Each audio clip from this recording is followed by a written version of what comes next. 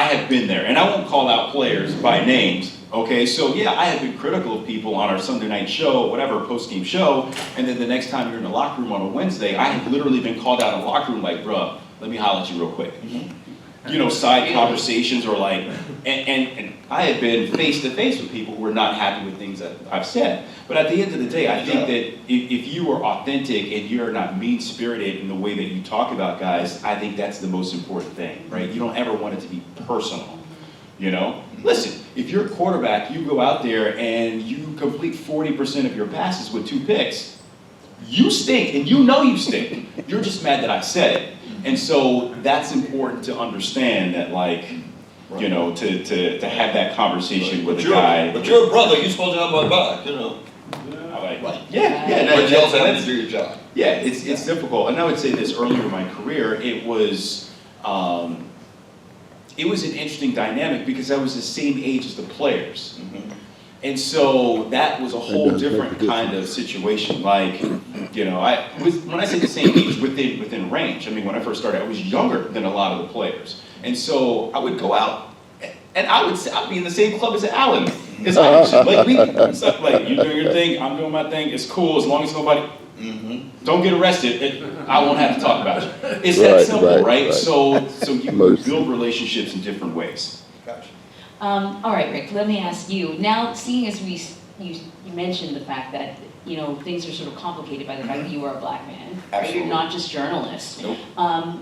You know, when people turn on the news, and like I said earlier, it is a time of crisis. They are looking for calm and clarity, and they look at you, but you also come with your own journey. How do you balance, particularly over the last few years when we've had George Floyd and all sorts of stuff, how do you balance, you know, you as a black man, but also you as a journalist? Have you had like conversations in the newsroom about it, about the way some issues have been represented that you don't like, or Absolutely.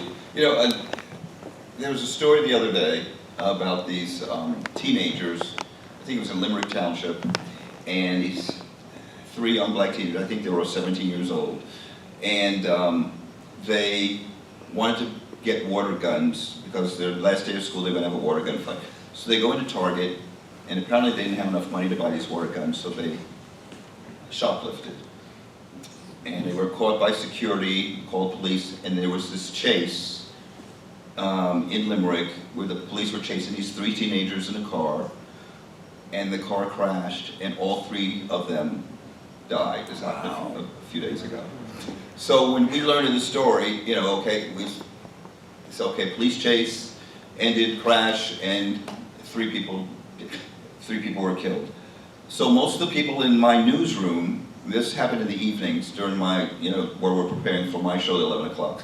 So most people in my newsroom who are not black were like, okay, well, police chase, you know, they crashed, they died, okay, so that's what we're going to say, that, you know, they were eluding police, and this is what happens when you break the law and police are chasing. But there was more to the story, and it is I feel it's my responsibility to say, okay, yeah, but maybe they were afraid because they were being chased by police and they didn't know what to do and they were nervous, and yeah, maybe they did break the law, pilfered something from a Target, but these were still 3 black teenagers who were victims in a different type of way. So the reporter who was on the story, you know, I got on the phone with him and I said, you need to flesh this out a little bit. It wasn't just a police chase, a crash. These are 3 17-year-olds who, for some reason, felt that they needed to get away from police, and this horrible occurrence took place, and just flesh it out. And it wasn't because they were black, but these teenagers were black, although I do feel a certain responsibility for when stories like that happen. But it also is because there's not a lot of empathy in newsrooms.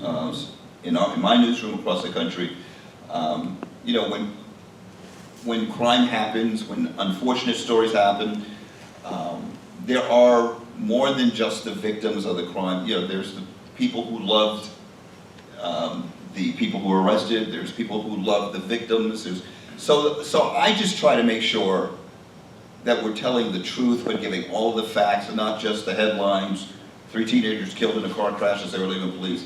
So, and there's not always time for that, but as a black man,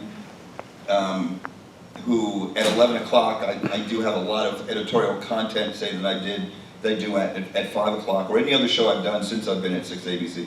But I do feel that it's my responsibility to not just tell the truth, but also to provide some type of, I think nuance, The right? nuance. Like nuance is really important, Exactly. especially when it involves race. Yes. And I think that's where we play really critical roles in the newsroom, as oftentimes being the only person or one of just a handful of black people around.